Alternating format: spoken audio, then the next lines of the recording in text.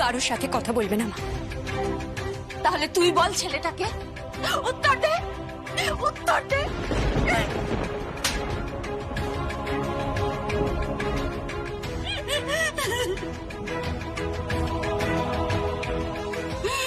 কেন মরে গেলি তুই? ও ঠাকুর, এসব দেখার আগে আমি কেন মরে গেলাম না? এসব দেখার আগে আমার কেন মৃত্যু হলো?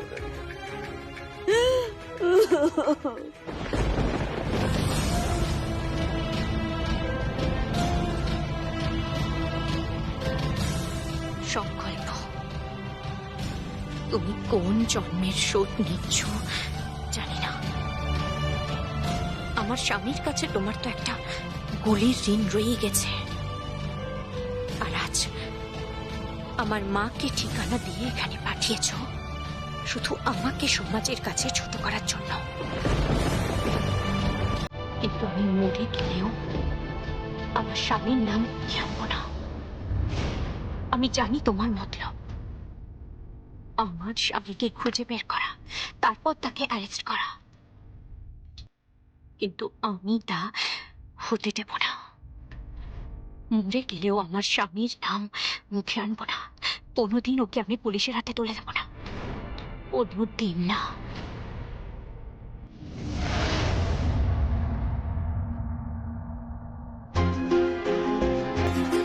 এটা কি? সোনার নেকলেস। ধর ধর ধর। টাটা। আরে এত সংকট কিসে? ধর ধর ধর ধর। কিন্তু কিন্তু এটা তো আমার শাশুড়ি মার প্রাপ্য, আমি কেন পাবো? আরে তোর শাশুড়ি মাকে আমি গয়নায় ভরিয়ে দিয়েছি। এই গয়নাটা আমি রেখেছিলাম আমার দাদু ভাইয়ের বউয়ের জন্য। তোর সঙ্গে যখন দাদু ভাইয়ের বিয়ে হয়েই গেছে, এই নেকলেসটা তোর। আসলে বিয়ের পর এই অশান্তির মধ্যে না এই নেকলেসটা তোকে দেওয়া হয়। তারপর যখন জানলাম তোদের ফুলসজ্জার অনুষ্ঠান হচ্ছে, এই জন্য ভাবলাম তোর জন্য রাখা উপহার তোর হাতেই দিয়ে দিই। আরে যোগ্য হাতেই তো উপহারটা দিচ্ছি আমি। ধর না, ধর।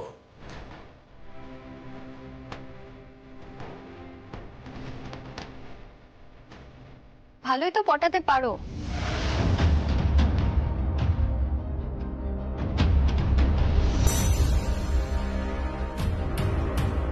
ড্যাডাকে তো ভালোই বশ করে নিয়েছো। নাতনি যখন বশ করলো না, তখন ভাবলাম যে একটু লুকিয়ে লুকিয়ে নাত বউয়ের সঙ্গে প্রেম করি। দাদা, ওই গয়নাটা তো আমার প্রাপ্য ছিল, তুমি আমাকে কেন দিলে না? তুমি নেবে সঞ্চিতা? না না না না না না, এটা তোমার কাছেই থাক। তুমি এবারে গৃহলক্ষ্মী, এটা তোমার কাছেই থাকবে।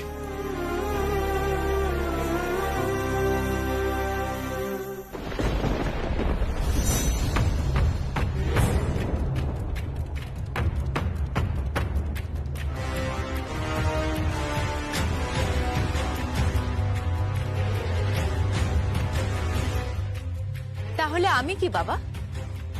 আপনি তো এতদিন আমাকে গৃহলক্ষ্মী উপমাটা দিতেন। আপনি বলতেন আমি আপনার ঘরের লক্ষ্মী, আমার পয়ে এ বাড়ির আয় বেড়েছে। তাহলে আজকে আপনি আপনার লক্ষ্মী পাল্টে ফেললেন? বৌমা, তোমার সন্তান যাকে বিয়ে করেছে, তোমার সন্তান যার সঙ্গে সংসার করছে, আমি নেকলেসটা তাকেই দিয়েছি। আমার যা কিছু, তোমার যা কিছু, সবই তো ওর। তার এই নিয়ে আর কথা হচ্ছে কেন? ও আমার কেউ নয়, কিচ্ছু নয়।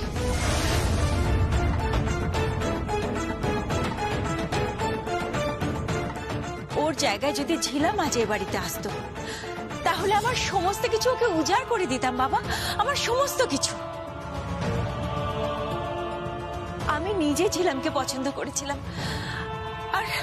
আর থাক থাক থাক, এসব কথাবার্তা তুলে গৃহযুদ্ধ বাড়িও না। এটা আমার স্ত্রীর গয়না, আমার মনে হয়েছে এটা উপযুক্ত হাতে পড়া দরকার, তাই আমি এটা উপযুক্ত হাতেই দিয়েছি। আশা করি এই ব্যাপারে তোমাকে আমার কোনো কৈফিয়ত দিতে হবে না। আপনি কিন্তু একচোখামি করছেন বাবা। তুমি যদি একচোখামি না করতে তাহলে আমায় এসব করতে হতো না।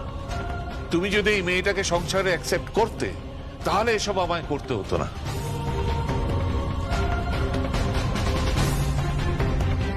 তাহলে এই গয়নাটা তোমার হাত থেকে আজ ওর হাতে যেত। এইটুকু সাংসারিক বুদ্ধি তোমার থাকার দরকার বলে আমি মনে করি।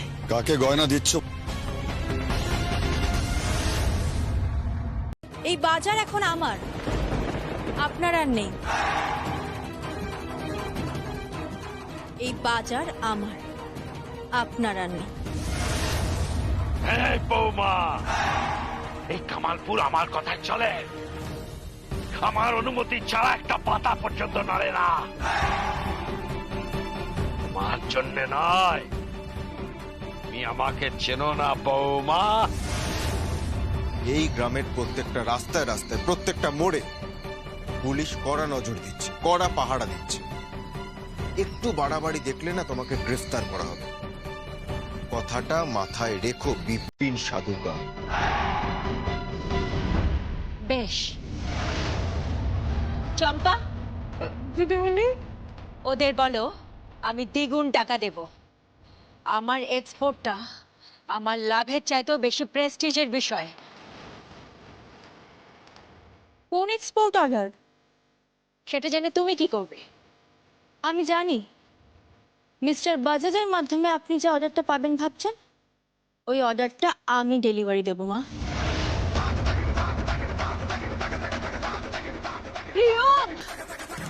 মা, আমি এই অর্ডারটা ডেলিভারি দেব। না, ওই অর্ডারটা আমি ডেলিভারি দেব। দরকার হলে আমি কম দামে আমার শাড়ি ছাড়বো। এই অর্ডারটা আমার চাই, কারণ এটা আমার অস্তিত্বের লড়াই। আর এটা আমার প্রমাণ করার লড়াই। চলুন।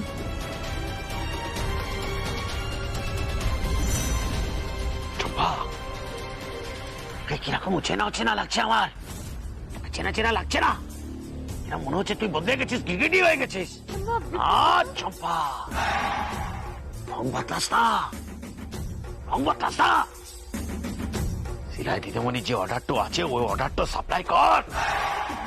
হ্যাঁ, তার জন্য যদি বেশি টাকা লাগে সেটা সিলাই দিদিমণি দেবে। আর এটা সিলাই দিদিমণির সম্মানের ব্যাপার। সিলাই দিদিমণির নুনটাও আমি খেয়েছি, তার পুনটা তো আমি গাইবই। যে তার পুনটা গাইবে না তাকে ধরে আমি ছেড়ে দেবো।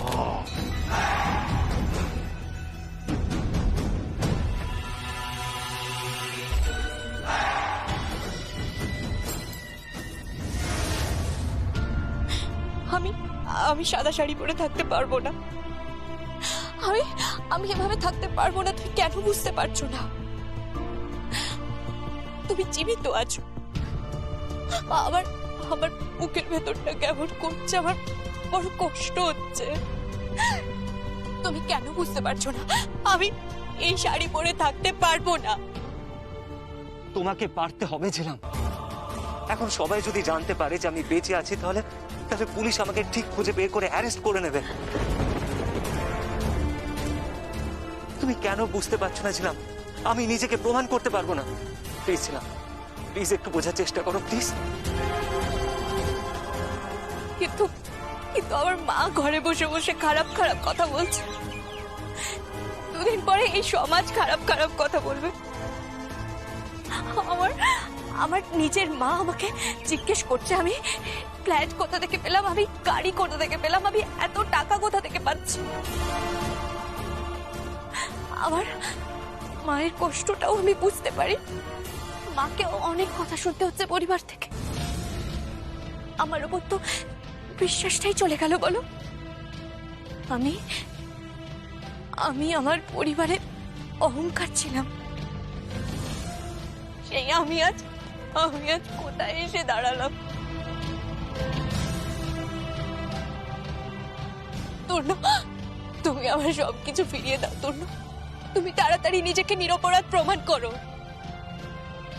তুমি আমাকে আর এই পোশাক পরিয়ে রেখো না প্লিজ তূর্ণ। আমি আর বইতে পারছি না, আমি এই পোশাকের ভার আর বইতে পারছি না তূর্ণ, পারছি না, আমি আর পারছি না। পারতে তোমাকে হবেই ছিলাম, পারতে তোমাকে হবেই।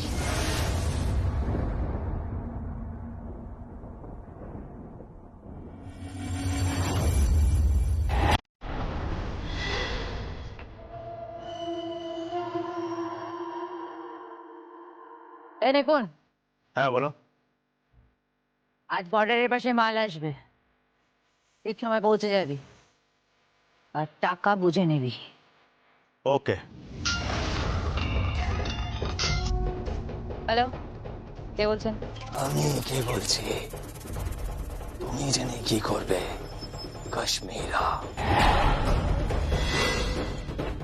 তোর শাশুড়ি মা ঠিক এইভাবে ব্যবসা শুরু করেছিল। ওর অনেক উঁচু স্বপ্ন ছিল, তা সেই স্বপ্নটা পূর্ণ করতে কি পাগলের মতোই না পরিশ্রম করেছিল। সঙ্গে ছিল আমার ছেলে বিভাস। সেই সেলাই টেক্সটাইল আজ কত উঁচুতে উঠে গেছে। তুই যোগ্য শাশুড়ির যোগ্য বৌমা হয়েছিস। আরে বলছি, এই শোরুমের কি নাম দিয়েছিস? সংকল্প স্টোরস। হ্যাঁ, এই তো চাই, স্বামীর নামে শোরুম, সংকল্প স্টোর। আমি জানতাম না আমার মেয়ে এতটা নিচে নেমে গেছে।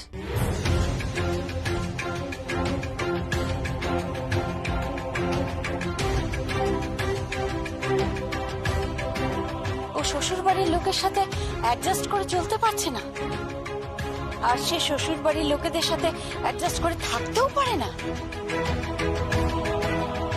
আর হ্যাঁ, তোর শাশুড়ি মাকে ফোন করে জানতে পারলাম তোর কর্মকাণ্ডের কথা। মা,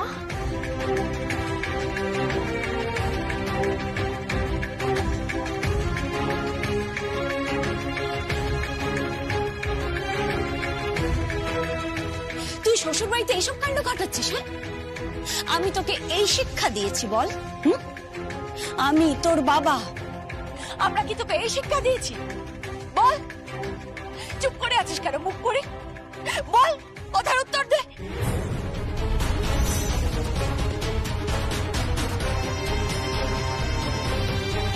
দাঁড়ান দাঁড়ান দাঁড়ান, আপনি এইভাবে কথা বলছেন কেন? আমার সামনে দাঁড়িয়ে আমার নাত বউর সঙ্গে এইভাবে আপনি কথা বলতে পারেন না। পারি, 100 বার বলতে পারি। আমি ওর মা। সে ঠিক আছে, কিন্তু এটা ওর শ্বশুর বাড়ি, এটা ওর সংসার, ও এখানে সংসার করে। আর এই দেখুন, পরিবারের সকল এখানে দাঁড়িয়ে আছে। তাতে কি হয়েছে? তা বলে কি আমি অন্যায়কে অন্যায় বলবো না? তো লজ্জা করে না? সেলাই টেক্সটাইল কোম্পানির মালকিনের বাড়িতে আছিস তুই, ওদের এত বড় কোম্পানি, তার উপর তুই আবার একটা নতুন কোম্পানি খোলার চেষ্টা করছিস। তুই ভুল করছিস, বন্ধ করে সব। হ্যাঁ, তুই কি বলছো সব? উনি ভুল তো কিছু বলেননি। আমি নিজে বৌদিকে বলেছিলাম যে বৌদি, আমরা সবাই মিলেমিশে ব্যবসা করতেই পারি। হঠাৎ সংকল্প স্টোরসের কি দরকার ছিল? তোমার শাশুড়ি মা নিজে তার শোরুমে তোমাকে নিয়ে গেছিল। উনি চেয়েছিলেন যে আমাদের ফ্যামিলি বিজনেস সিলাই টেক্সটাইলে তুমি জয়েন করো, কিন্তু তুমি তা না করে আলাদা ব্যবসা শুরু করছো। এত লোভ তোমার! আমাদের সংসারে ভাঙন ধরাচ্ছ। বাবা মা শিক্ষা না দিলে যা হয় আর কি।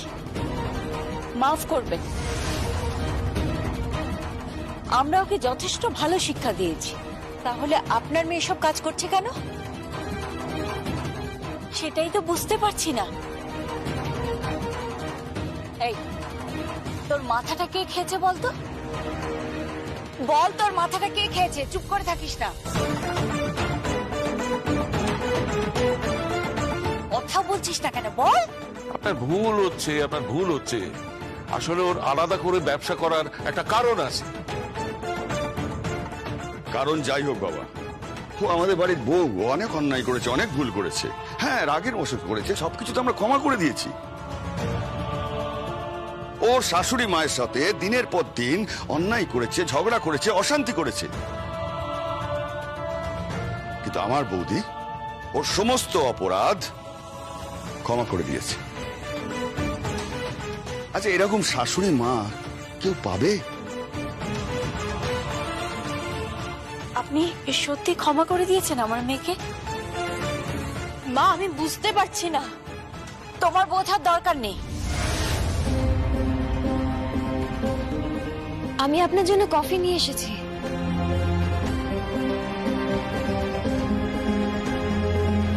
আরে শুধু কফিতে হবে, মিষ্টির ব্যবস্থা করতে। বাড়িতে বেয়ান এসেছে বলে কথা। যা যা যা, মিষ্টির ব্যবস্থা কর। হ্যাঁ, ঠিক তাই। আরে যা যা, মিষ্টির ব্যবস্থা কর, যা। এই নিন আপনার কফি।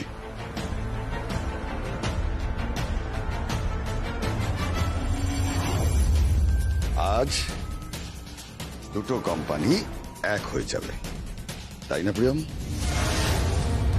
কি করে এক হবে? কি বলতে চাইছেন আপনারা? আমি নতুন শোরুম উদ্বোধন করতে যাচ্ছি। তুমি কোনো শোরুম উদ্বোধন করবে না।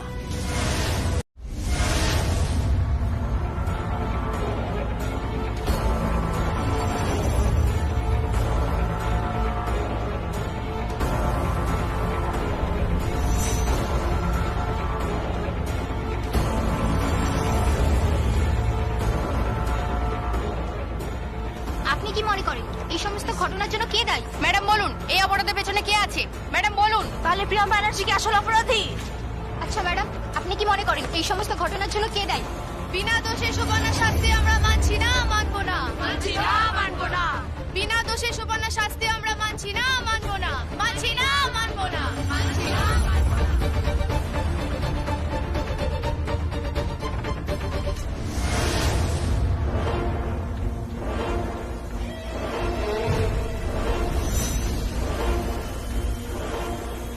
তুমি জামিন পেলে কি করে?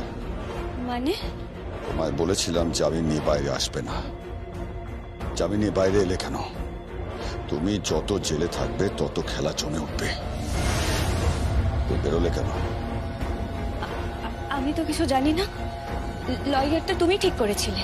আমার লয়ার বলছে ও এই কাজটা করেনি, অন্য কেউ করেছে।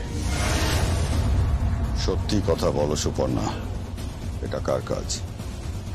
জানি না। সত্যি করে বলো, কাজটা কে করলো? আমি তো বললাম আমি কিছু জানি না। পাসা পলট গয়ে।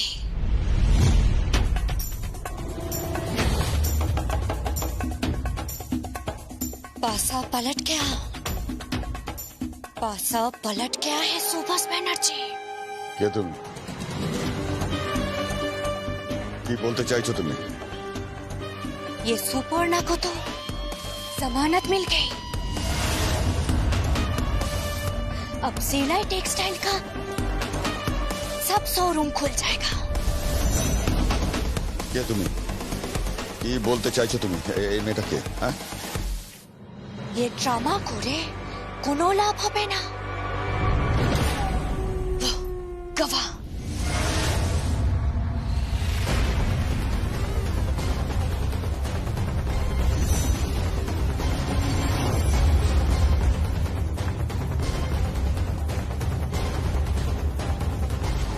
চম্পা। हाँ, आपका खेल खत्म। अब काउंटडाउन शुरू करो। अब हाथ कड़ी पहनने का समय आ गया है सुभाष बनर्जी।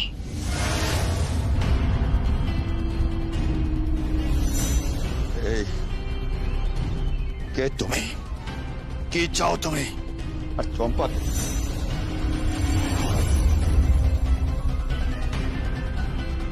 এই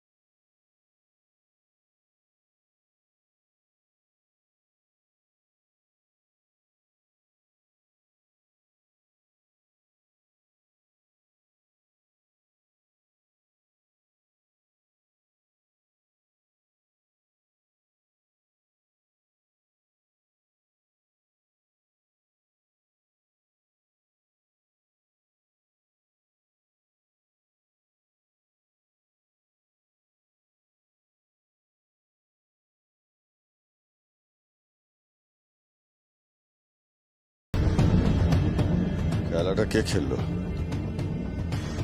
এই মেয়েটা? এই মেয়েটা কে?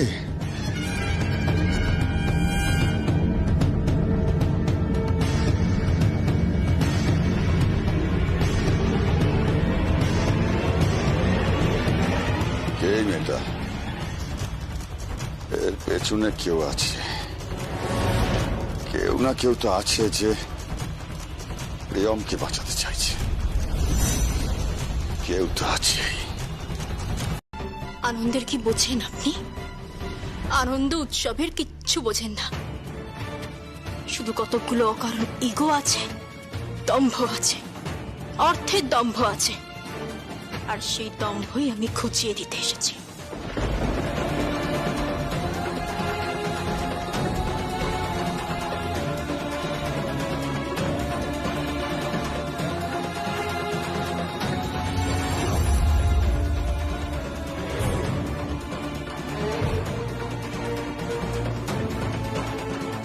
অর্থের দম্ভ তো থাকবেই, যার যেটা আছে।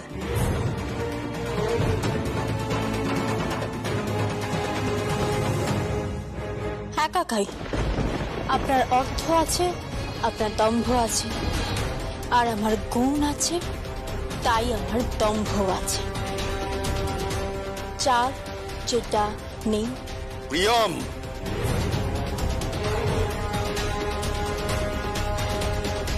চিৎকার করবেন না।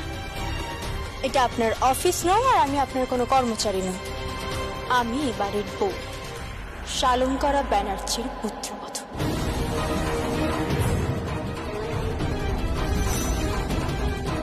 পুত্রবধূ?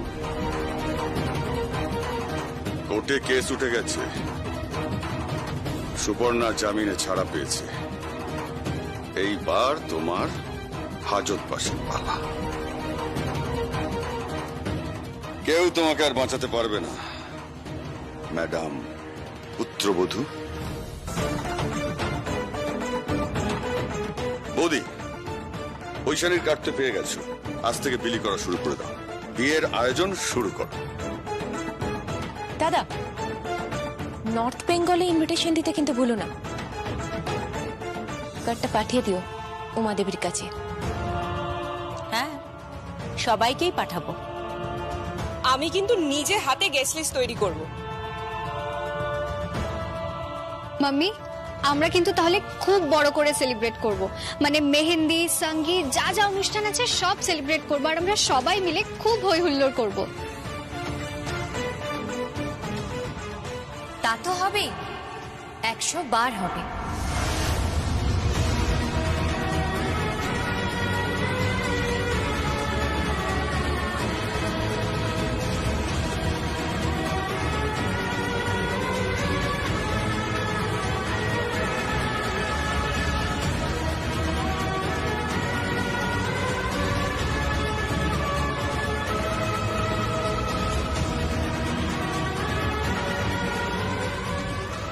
তুমি?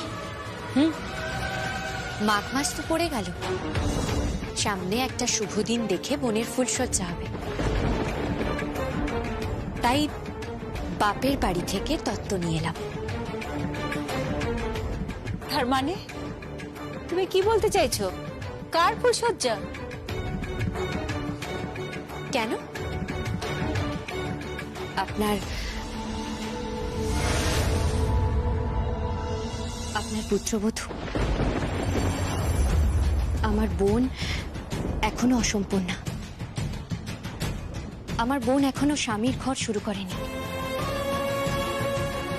ফুলসজ্জার পর ওর নতুন জীবন শুরু হবে। আমার বোনটা বড্ড ভালোবাসে সংকল্পকে।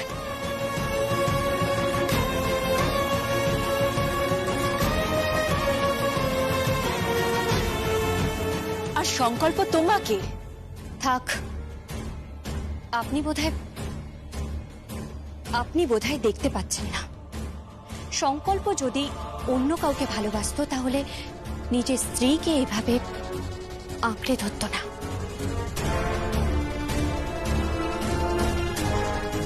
আপনি গুরুজন, আপনার থেকেই তো আমরা শিখব। নাইবা শেখালেন এইরকম কুৎসিত কথাগুলো? এই দেখুন, তত্ত্বের ট্রে। প্রত্যেকটা ট্রে আপনি ভালো করে যাচাই করে নিন, সমস্ত কিছু আছে।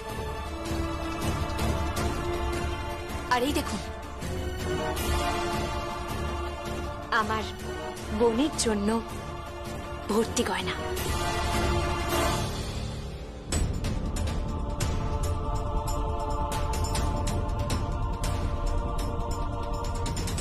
দিদি, এত গয়না? দেখি দেখি দেখি।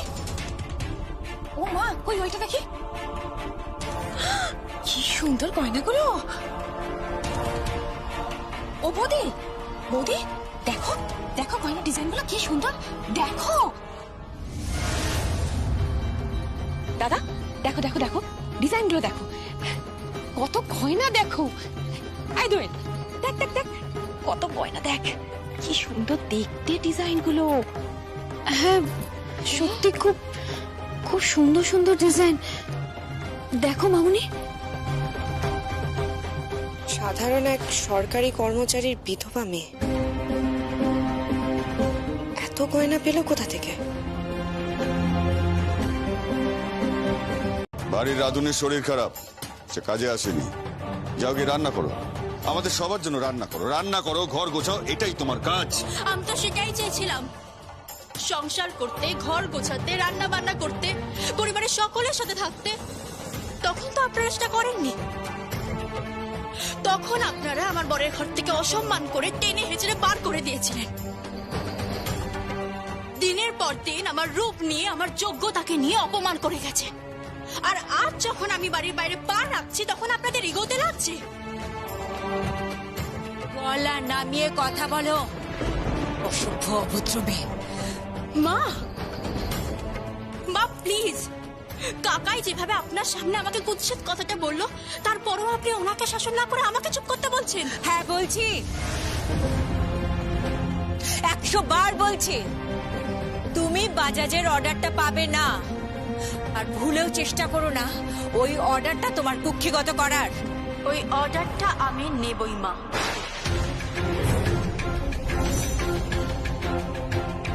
কিন্তু টাকা কোথায় পাবে প্রিয়ম?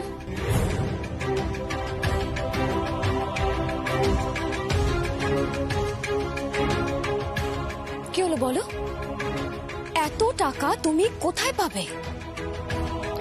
সে নিয়ে তুমি ভেবো না।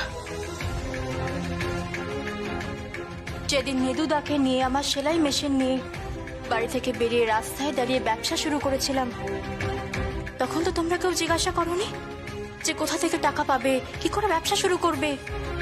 তাহলে আজ কেন এই প্রশ্ন করছো যে কে টাকা দেবে?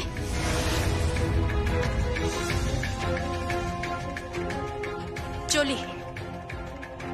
আপনার মেয়ে বাড়ির চৌকাঠ পেরোচ্ছে, কান খুলে একটা কথা শুনুন। আজ যদি এ বাড়ির চৌকাঠ পেরিয়ে এ বাড়ি থেকেও বের হয়, তাহলে কিন্তু এ বাড়িতে ওকে আমি আর ঢুকতে দেব না।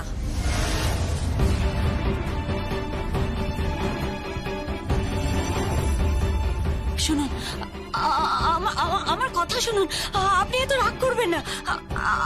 আমি আপনাকে কথা দিচ্ছি, ওরকম করবেন না। আমার মেয়েকে ফোনটা দিন, ফোনটা দিন, আমি ওর সাথে কথা বলছি। হ্যাঁ কথা বলুন, ওকে বোঝান। আর আপনি বোঝাবার পরও ও যদি এবারে চৌকাঠ পেরিয়ে যায়, বাড়ির বউয়ের লক্ষণ রেখা যদি অতিক্রম করে, তাহলে কিন্তু এ বাড়িতে ওর স্থান হবে না।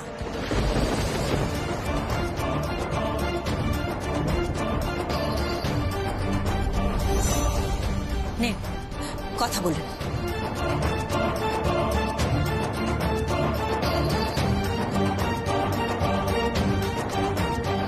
হ্যালো, তুই কি শুরু করেছিস? হ্যাঁ, তোকে কতবার করে বলে এলাম যে আলাদা করে ব্যবসা করবি না। তোরা দুই বোনে মিলে কি শুরু করেছিস বলতো? তোর বাবা জানলে কি হবে? হ্যাঁ, এদিকে একজন বড় ফ্ল্যাট, গাড়ি কে দিচ্ছে কেউ জানে না, বহাল তবিয়াতে আছে সে, লজ্জার চরিত্রের মাথা খেয়ে। আর তুই তুই তো সংসারে অসভ্যতামি করছিস, শাশুড়ি আর শ্বশুরের সাথে ঝগড়া করছিস। কারোর সাথে তোর সম্পর্ক ঠিক নেই, আলাদা করে ব্যবসা করছিস। কি শুরু করেছিস তুই? তুমি আর বাবা যে শিক্ষায় শিক্ষিত করেছে আমাদের দুই বোনকে, তাতে দিদি না কোনো অন্যায় করতে পারে, না আমি পারি। সেই বিশ্বাস রেখো মা।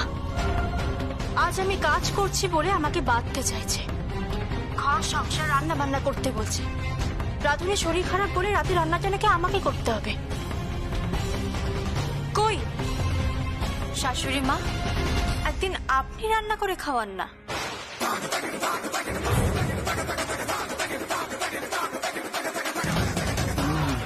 ঠিক করে কথা বলো, আমি রান্না করব। কেন? আমি এই বাড়ির বউ, আমি যদি রান্না করতে পারি তাহলে আপনি রান্না করতে পারবেন না কেন?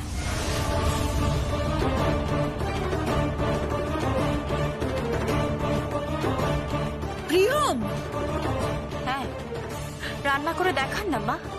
দেখান না ঘর গুছিয়ে একদিন। তোমার এত বড় স্পর্ধা, তুমি আমার মাম্মিকে বলছো রান্না করতে? কেন? সব বাড়ির বউ তো রান্না করে, আমার শাশুড়ি মাও তো এই বাড়ির বউ। একদিন রান্না করে দেখান না।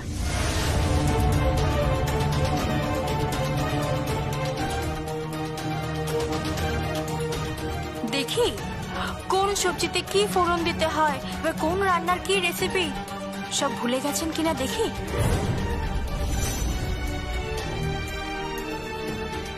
প্রিয়ম, আজ রান্না করে দেখান মা, আমার থেকেও ভালো রান্না করতে পারেন কিনা দেখি। আমিও দেখি আপনার থেকে ভালো ব্যবসা করতে পারি কিনা।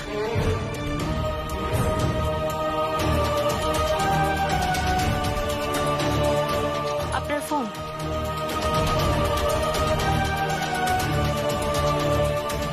প্রিয়ম শোনো, প্রিয়ম, প্রিয়ম শোনো আমার কথা, তুমি যেও না, আমাকে আটকেও না।